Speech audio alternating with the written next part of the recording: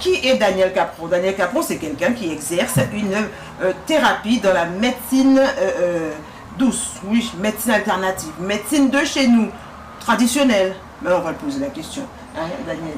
Oui, très bien. Alors, tu as commencé à dire le nécessaire. Il faut savoir que cette médecine ou cette thérapie de médecine alternative douce chinoise date de 4200 ans. Donc, c'était quelque chose qui était gardé secrètement par une communauté chinoise qui s'appelle la vallée des combattants. C'était dans cette vallée où il y avait cette connaissance et c'était transmis de père en fils, de dynastie à dynastie, de père en fils. Et il m'a été possible de rentrer dans cette dynastie, je sans dirais. Être fils de qui que ce soit, sans être de thérapeute en fait. J'étais sur un chemin, donc quand on est sur un chemin, de toutes les manières on va faire des rencontres. Donc j'ai rencontré un maître, la personne de Bernard Delémont, premier maître européen de médecine alternative d'atrapuncture, puisqu'on parle de l'atrapuncture.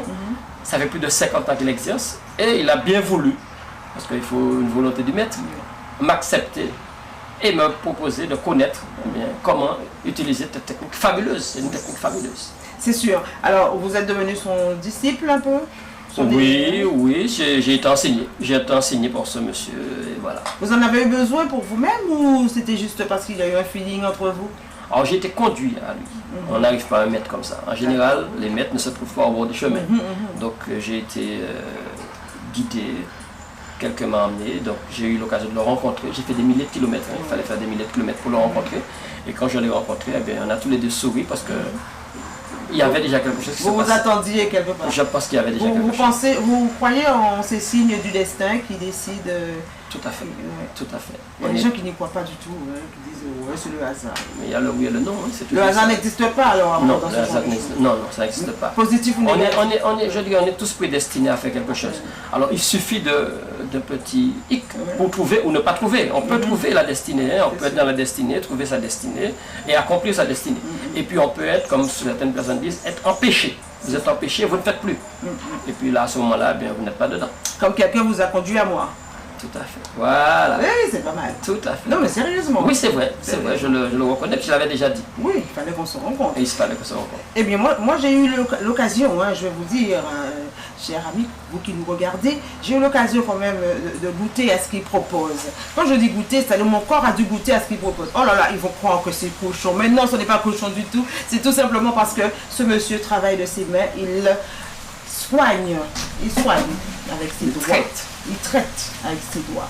Et est-ce qu'il vous arrive, Daniel, de trouver des gens, de rencontrer des personnes qui ont été mal diagnostiquées, par exemple, ou sans pour cela jeter le problème à personne, quelqu'un à qui on aurait dit ne fais pas ci ou ne fais pas comme ça, et qui serait venu vous voir et que vous auriez pu... Tout à fait. Alors, il y a parfois des conjonctions qui font qu'on est mal orienté. On rencontre une première personne qui vous dit un diagnostic, une deuxième personne qui vous dit pratiquement le contraire, et à ce moment-là, vous ne savez plus. Vous êtes entre les deux et vous faites parfois de mauvais choix. Et c'est ça qu'on dit, on n'est pas bien orienté dès le départ. Ça m'est arrivé, oui, ça m'est arrivé. Et quand c'est comme ça, vous faites quoi? Vous arrivez à...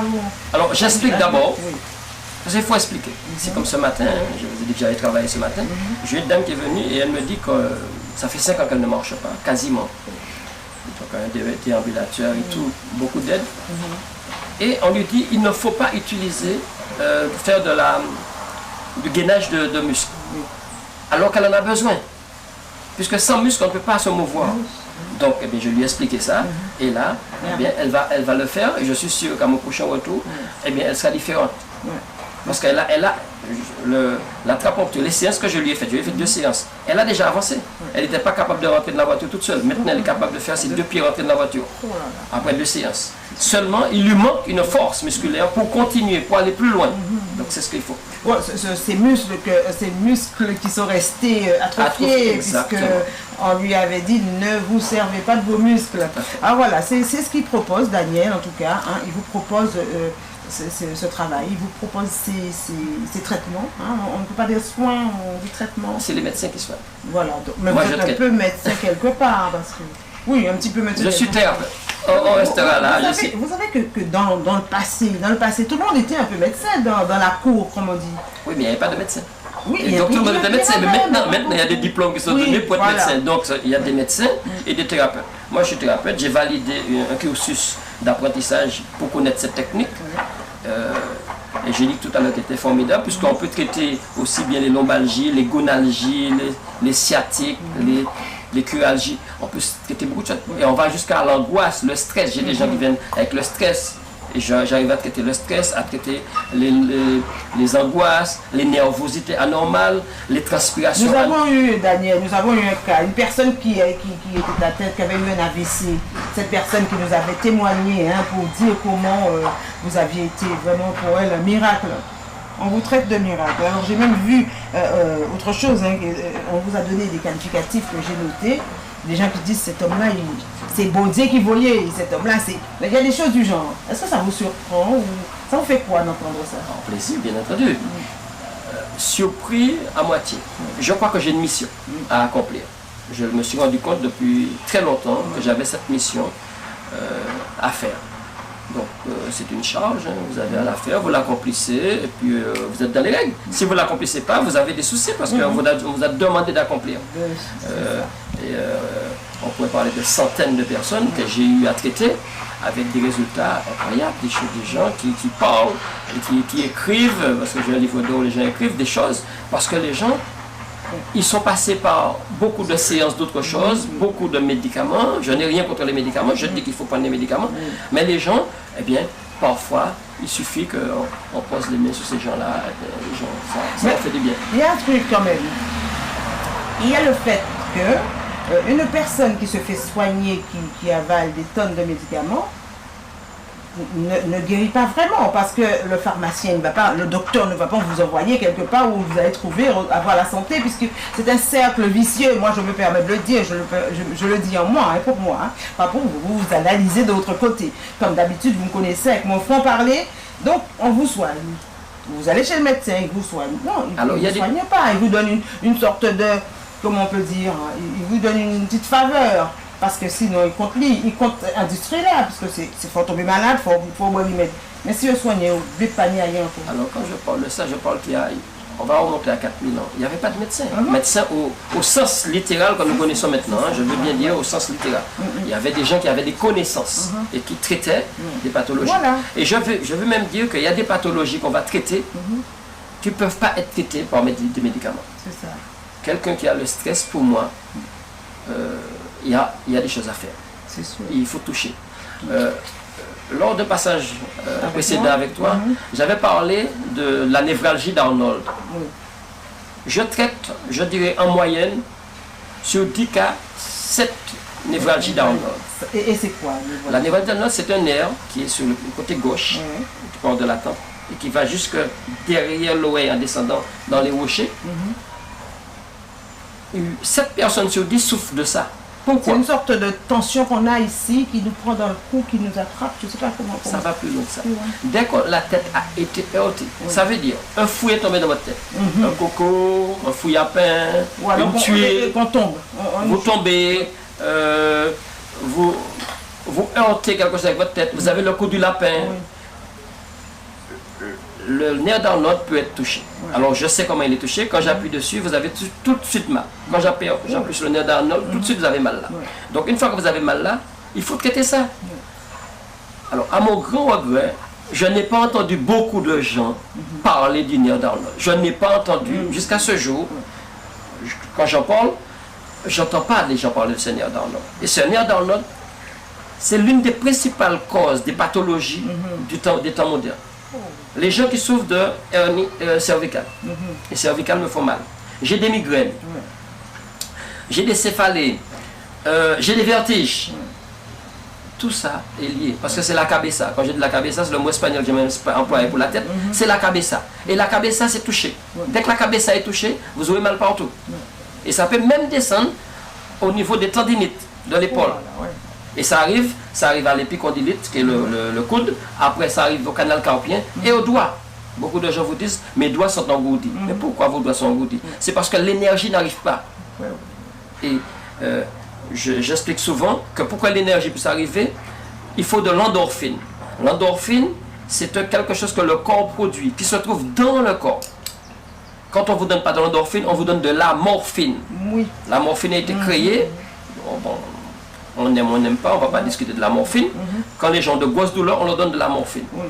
Tout en sachant que le corps humain a déjà cette fameuse morphine qui s'appelle de l'endorphine.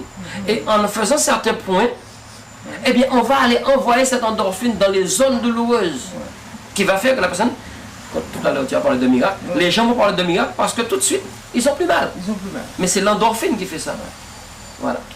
J'ai aussi un souvenir d'un monsieur, hein, c'est un facteur, s'il nous écoute, bien sûr il sourira parce qu'il a vraiment attendu de vous voir. Et quand il vous a vu, il m'a rencontré et puis il m'a dit non, venez-moi beau, un peu beau. Alors là c'était magnifique parce que lui, Je me rappelle de lui. Lui il était vraiment, pour lui c'est son miracle. Je ne sais pas si vous gardez contact avec les personnes que vous soignez pour prendre de leurs nouvelles de temps en temps. Pas tout le monde, mais certaines personnes, oui, il y a des gens qui me rappellent, il y a des gens qui me rencontrent dans la rue. Alors ça m'est Parce arrivé. qu'une fois qu'ils sont guéris, ils ne vont pas venir d'accord, puisque là, Oh, il y en a quelques-uns qui sont reconnaissants. Une fois, j'étais dans la rue du côté de Martinique, à Aubert, et une jeune fille vient et saute dans mes bras et m'embrasse en me disant merci, merci, merci. Alors ma femme était en train de me regarder parce qu'elle ne comprenait pas. Et cette bonne femme, je l'avais traitée près de la mer un jour, comme ça. Et j'avais enlevé sa douleur, voilà. Il y a des choses comme ça. Alors il y a des gens, ça m'est arrivé de faire ça dans des avions, ça m'est arrivé de faire ça sur un bateau. Oui, mais quand vous dites de faire ça sur un avion comme ça, les gens qui prennent en cours ne comprendront pas. Ce n'est pas cochon, ça fait 2 fois que je dis ce mot-là, mais ils vont finir par le croire, sérieusement. Je fais des séances. C'est-à-dire, il fait des séances d'attrape-peinture sur les avions. Puis voilà, c'est un monsieur qui est marié. Parce qu'on peut travailler sur l'asthme, par exemple, l'asthme. Oui. C'est très commun. Alors, le plus fort que l'asthme, c'est les règles douloureuses. Oui. Ah, là, ça, les règles douloureuses, ça c'est l'endométriose. L'endométre, qui ne fonctionne pas bien. Et il y a des gens qui, chaque mois, n'ont même pas envie d'avoir leurs règles parce que c'est vraiment terrible. Qui souffrent terriblement. Ah oui. Et les époux aussi, il y a des époux qui ne comprennent pas. Qui ne comprennent pas. Eh bien, donc, ça se traite. Ça se traite. Eh bien voilà, vous avez trouvé le numéro de téléphone de Daniel Capron, que je vous le dise pour ne pas oublier, c'est le 06 96 45 60 58. 06 96 45 60 58. Vous aurez de nouveau l'occasion de voir son numéro qui s'affichera bien sûr en bas de l'écran, en haut de l'écran, à côté. Hein. Alors, vous êtes père de famille, marié. Oui. Vous soignez vos enfants, vous soignez la famille. Ah, je traite. Parce que cordonnier est toujours mal chaussé. Ah, je traite. Ma femme souffrait des acouphènes. Oui. J'ai traité les acouphènes pour elle en une séance. En une Il séance. suffit de le dire, C'était fini. Alors, voilà, ça parfois c'est 10-15 minutes, hein, ça n'a pas besoin de beaucoup de temps. Et vous-même, qu'est-ce que vous... Alors, ce matin, je me suis réveillé avec une petite douleur, je l'ai traitée. Tout de suite. Oui, parce que peut-être dans le lit, j'ai fait un faux mouvement, j'avais une petite douleur à ce niveau. En faisant 2 points, c'est fini, voilà. Alors, l'acupuncture se rapproche de quoi, par exemple, dans tout ce qu'on a entendu comme thérapie? Alors, l'ostéopathie, on en parle. Alors, je ne fais pas autant de manipulation. Je vais plus sur des points. Je vais mettre mon doigt dans des zones bien précises. Je vais aller au siège de la douleur. Alors, une fois que tu l'avais fait la remarque, c'est pas obligatoirement là où la personne doit me le dire. Il y a des gens qui me disent, mon talon me fait mal. Et je vais traiter sans jamais aller au talon. Parce que ce n'est pas le talon. Le talon, c'est la terminaison. On va traiter les lombaires, on va traiter la colonne. L'origine alors, l'origine de... Il faut aller à l'origine, c'est comme la terre quand la terre tremble. On sent la terre trembler quelque part, mais le centre, l'épicentre, c'est ailleurs. Donc voilà, c'est comme ça que je travaille. Alors, quand on passe sous ses mains, hein, je peux vous dire, on a mal où ça fait mal, où ça fait pas mal plutôt. On a mal là où ça ne fait jamais mal, là où on n'a jamais eu l'occasion de se plaindre. Parce qu'on ne sait pas. Je lui dis, mais je ne comprends pas, là où les vents habitaient, où les vents boulaient, parce qu'on dit, on vient traiter ça. Mais j'avais un doigt, je sais pas, j'avais un pouce qui était enflé. Maintenant, ça diminue. Je ne peux pas faire de gros plans sur ma vie privée, hein. Mon pouce, mes boules, non. Je ne vais pas le montrer comme ça. On sait déjà, Daniel, on ne montre pas ces parties intimes. Mais en tout cas, ça fait du bien. Ça fait du bien. Alors, cette partie intime de mon corps a été totalement soignée. Et aujourd'hui, on peut se dire que ça va. Et il ne m'a pas touché. Il n'a pas touché. Il a évité vraiment de toucher à ce doigt où j'avais cette fameuse boule. Il touchait tout partout, quasiment pas. J'ai mal là, j'ai pas mal là, j'ai pas mal là. Et pourtant, il avait compris d'où ça venait. Oui, je suis parti de la tête, je suis parti de la porte du plexus dans la tête, je suis parti de là, j'ai fait tout le schéma de la tête et après je suis passé sur l'épaule, donc j'ai fait la clavicule et je suis descendu, voilà, et je suis arrivé au niveau de la tête. Un peu plus, il aurait été aussi... Mais il y a d'autres parties du corps qu'il faut toucher, il ne faut pas avoir peur. En fonction des besoins. J'espère que vous allez partout. Oui, en fonction des besoins. Oui, alors quand il y a la curalgie, la curalgie c'est au niveau de l'aine. Je suis obligé d'entrer entre les jambes. Oui, il faut que j'aille à l'aine. Alors aussi bien pour les hommes que pour les femmes. Les sportifs en souffrent énormément. Les sportifs, les gens qui font du sport, ils ont beaucoup de curalgie. Donc il faut que j'aille là. On dit ça, on rigole, mais c'est du sérieux parce qu'il y a des enfants qui tombent. Et chez nous, on dit tu n'attrapes blesse. Et là, attrapé blesse, on voyait que les personnes qui massaient au départ, les frotteuses, touchait, vraiment, j'ai mon fils qui était très, quand il était petit, madame là, tu fais ça, tu tenais pour cette fois, on était monté comme ça, tu m'as crié en moi, et il faut le faire, il faut le faire des fois. Quand, par exemple, les vertèbres sont, je ne dis pas bloqués, mais ils sont collés, ils se sont déplacés, mais il faut les remettre en place. Ça fait mal parfois, hein. Ça fait mal parce que je dois pousser, dans ce sens. Et après. Mais il y a des gens qui tombent depuis des années, j'ai fait une faute. Et en grandissant avec l'âge, tout ça fait mal. Tout à fait. Mais il faut les toucher pour tout remettre. Surtout le L4 et le L5 et le sacrum. Ah là, c'est du latin pour moi. Alors, non, c'est les dernières vertèbres. C'est les deux dernières vertèbres et le sacrum. C'est la terminaison, ça fait quand même petit appendice. Eh bien, souvent les gens tombent. Et quand on est tombé au niveau du sacrum, on a un tassement. Bien, il faut avoir quelqu'un pour ouvrir. Il faut ouvrir. Et si vous n'ouvrez pas, vous aurez toujours mal. Et ce mal va se répandre sur toute la jambe parce que oui, ça continue, ça arrive jusqu'au pied. Et dans le dos? Dans le dos pareil. Alors nous allons quand même rappeler que tout à l'heure nous partirons avec vous pour vous voir un peu dans votre méditation, parce qu'il vous faut quand même un peu de nature, parce que votre logo nous l'indique, vous aimez la mer, vous aimez le soleil, vous aimez la verdure. Eh bien nous allons vous suivre un petit peu, on va marcher avec vous tout à l'heure. Mais juste avant, nous allons voir aussi un soin qui sera prodigué. Est-ce que ça sera possible? Comment on peut montrer un peu, parce que vous savez, quelqu'un qui on ne montre pas la tête, on ne montre pas le visage, ne vous inquiétez pas, ça c'est le patient qui accepte de se faire toucher devant nous. Pas de caméra sur ces parties où on pourrait le reconnaître, ça c'est sa petite vie privée, mais on verra quand même comment juste montrer les doigts, comment les doigts travaillent. Voilà. Et bien voilà, c'est pas terminé d'ailleurs, vous n'en êtes pas fini, parce que nous n'allons pas quitter votre demeure comme cela. Déjà, on va prendre un petit truc à boire tranquille. Non, pas vous, parce que vous ne buvez pas d'alcool. Non, je dis alcool, mais c'est juste pour vous embêter. Nous non plus. Vous pensez bien. Allez, à tout de suite.